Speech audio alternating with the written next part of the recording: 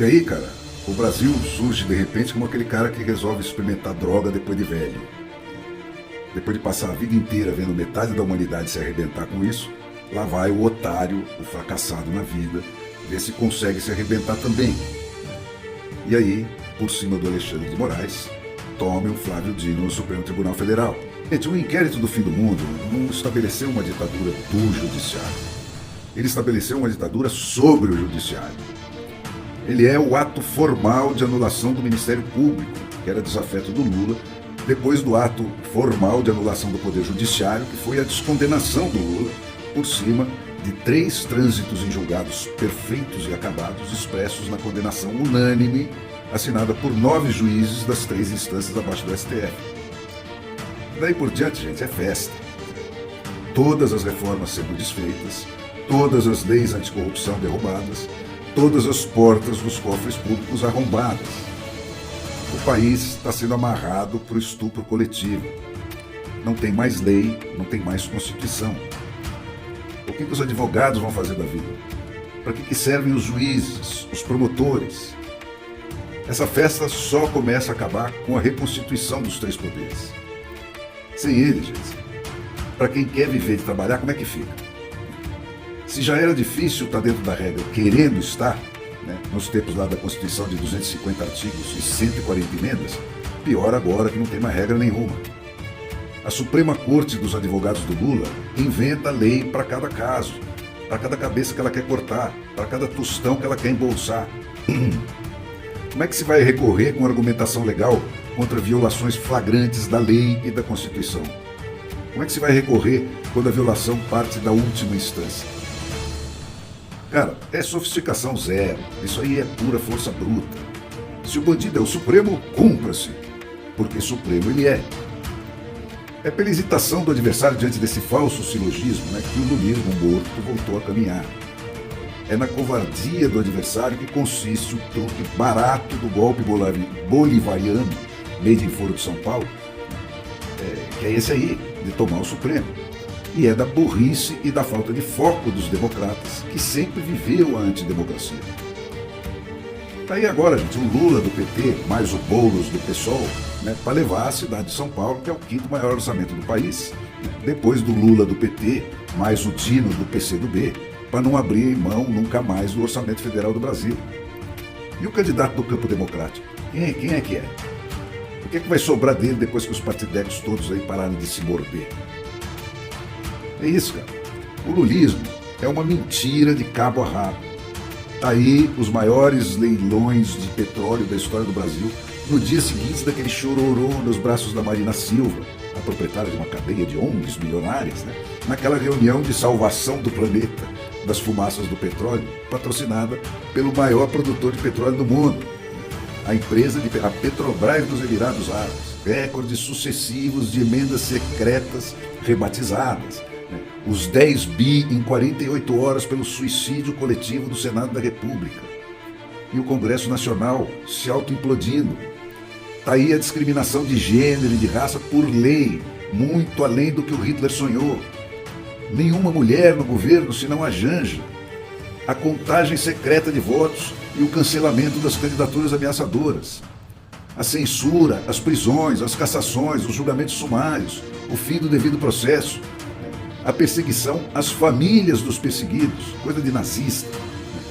Não há o que condenasse o Bolsonaro ao fuzilamento sumário que não esteja sendo feito e esfregado na cara do país inteiro em nome da salvação da democracia, né, desde o dia seguinte da queda dele. E não basta vencer o adversário. A coisa agora é primitiva. Eles matam o inimigo e a descendência dele, né, e salvam o chão onde ele nasceu para que nada volte a crescer ali. Cara, esse negócio de imposto, mais imposto, sobre pobre, sobre rico, sobre remediado, é coisa de quem não pensa mais em eleição. E agora, o cerco está se fechando em cima dos governadores e prefeitos diretamente eleitos, né, que são a última conexão entre o país real e o país oficial, que estão sendo fulminados ainda em pé por essa reforma tributária, né, que concentra toda a arrecadação nas mãos do rei.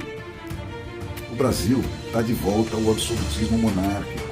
Foi jogado para trás no século XVII. E isso não é um golpe, gente. É uma colheita. Foram 40 anos de semeadura. A pátria educadora tem os piores índices mundiais de educação.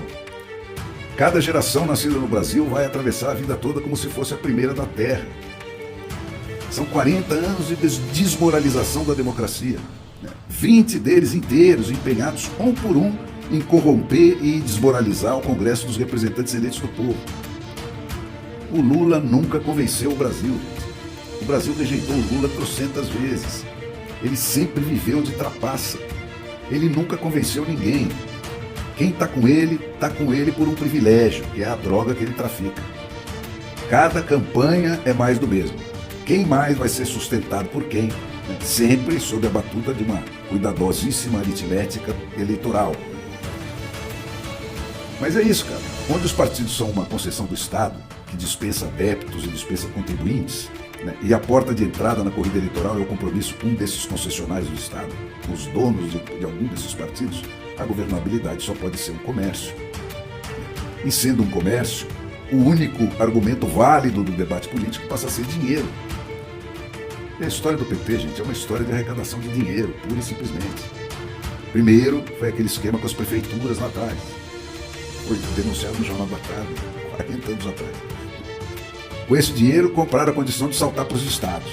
E com o dinheiro dos estados, compraram a condição de pular para o mensalão, que comprou a condição de evoluir para o petrolão, e para os campeões internacionais e para os campeões nacionais do BNDES. E aí, gente, não tem mais limite. Isso que compra a condição de descondenação do Lula, que, por sua vez, compra a condição de comprar o esquecimento da nação. É JBS, é Odebrecht, é Vaza Jato, é 400 senadores e deputados de rabo preso, aqueles 7 terabytes de grampos de alcova enviados lá pelo Putin para o Lula, os 10 bilhões em emendas a cada votação no Congresso. E aí, estamos aí, comunistas, graças a Deus. E o outro lado? O outro lado nunca contestou o sistema, essa é a verdade. Ele trata apenas de se apoderar do sistema, eventualmente, para remendar, mas nunca para revolucionar o sistema. Todo o poder emana do povo? O escambau, gente. O povo é só o prêmio dessa competição. Então, por que está sendo tão fácil? Por que não tem choro nem vela para a democracia brasileira? Porque ela nunca existiu. A classe média meritocrática tomou carona nas defesas que a classe média estatal, que pegou em armas lá contra o regime militar, enfiou na Constituição para ela mesma, para se proteger. Mas agora que está tudo dominado, a carona acabou. Para o favelão nacional, tanto faz como sempre tanto fez. Ele sempre teve excluído dessa conversa. Ele sempre teve sob a lei do cão. Para ele, isso aí é só mais uma troca de dinastias aí nessa novela encenada pelos jornalistas da televisão, da qual eles não fazem parte. Só para o Brasil meritocrático é que esse drama é real. E é esse que tem se manifestado nas ruas por aí. O comunistas, graças a Deus, é a abolição oficial das eleições. O fim daquele sonho de que possa vir um rei que pegue leve de vez em quando. Eleição daqui por diante, gente, só com candidato com garantia de perder. Qualquer um que tiver possibilidade de ganhar vai se tornar inelegível.